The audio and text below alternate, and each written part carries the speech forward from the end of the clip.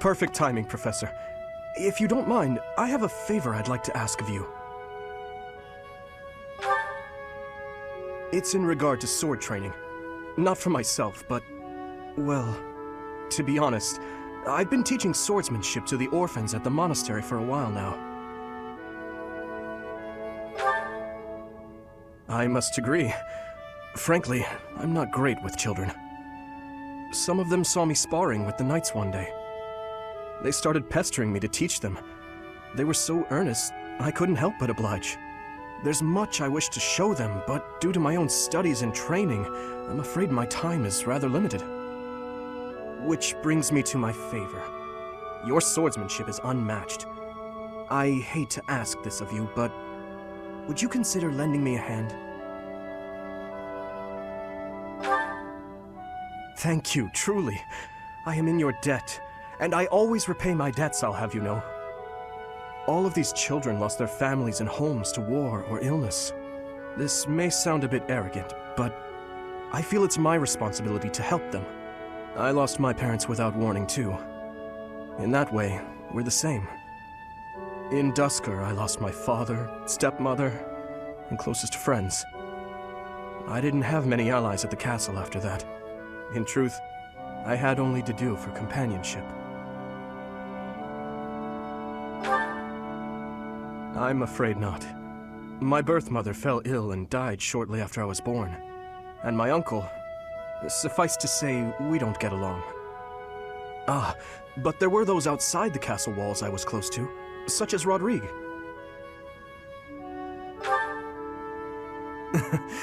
Pardon my rudeness. I meant Lord Rodrigue. He is my father's old companion, and the father of Felix. On the occasions he would visit the capital, he'd take me out hunting or on long horse rides. While Dedu is like a brother to me, Rodrigue is more like a second father.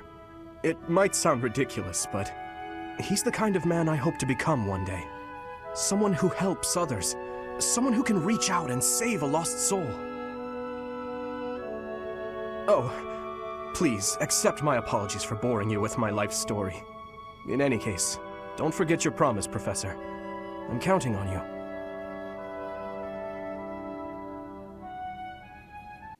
Thank you for your help the other day, Professor. Please, allow me to express my gratitude by taking you to dinner. Nonsense.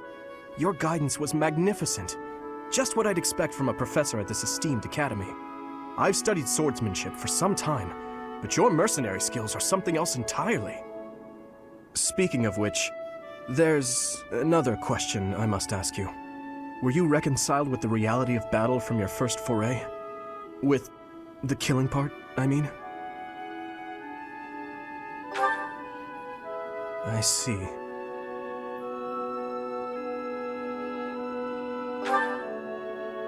No. I do not carry that burden well. I doubt that will change, no matter how many years come and go. The first time I led on the battlefield, I was sent to quell a rebellion in the west. It was not a difficult fight. The enemy was not well trained, and their morale was low. A swing of the lance, and your opponent falls. A flash of your blade, and a path opens up. That's the sort of battle it was. Easy, right? That's one way to look at it. The leader of the rebel army was defeated, and the rebellion quelled. This was at the height of the post-war period. I recall coming across a dead soldier's body. He was clutching a locket, and inside was a lock of golden hair. I don't know to whom it belonged. His wife? His daughter? Mother? Lover? I'll never know. He was a soldier, an enemy, someone we had cut down without hesitation. But in that moment, I realized he was also a real person, just like the rest of us. Of course, we cannot stand idly by and allow anyone to commit senseless acts of violence. Yet, in dispensing what we call justice, we take the lives of cherished family members, beloved friends. Killing is part of the job, but even so, there are times when I'm chilled to the bone by the depravity of my own actions.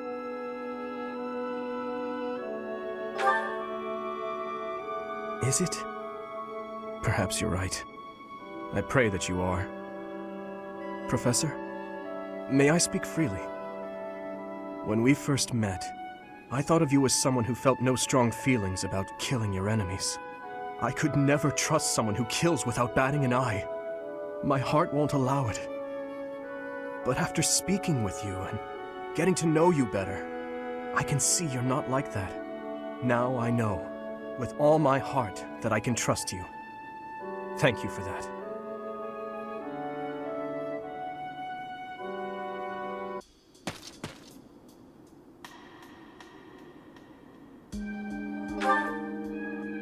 Sleep evades me, so I thought I'd get in some extra training. I was just about to finish. Perhaps it is the gloomy weather, but I am feeling the sting of wounds that should have healed long ago. The injury I got when that girl stabbed me after the battle at Gronder. Her eyes were filled with revenge, just as mine once were. I don't know, but I have a guess.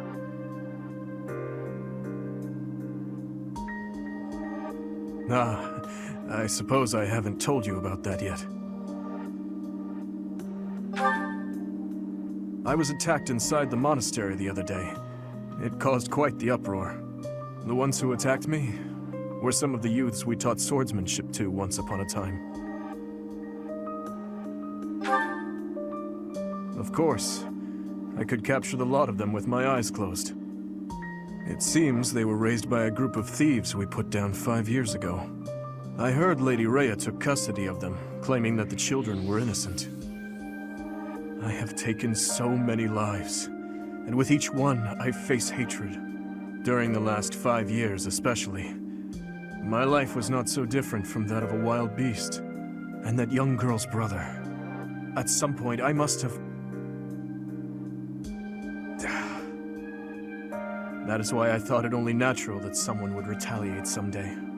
Because I hated, because I stole, and because I killed.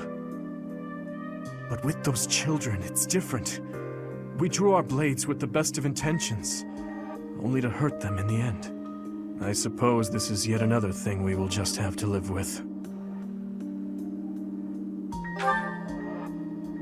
Yes. As one who chose to fight, it is my responsibility to confront this anguish and the true nature of war, until the day my life comes to an end. Perhaps. You know, Professor, there is something that I only recently realized. I never knew it could be so comforting to have someone standing by my side.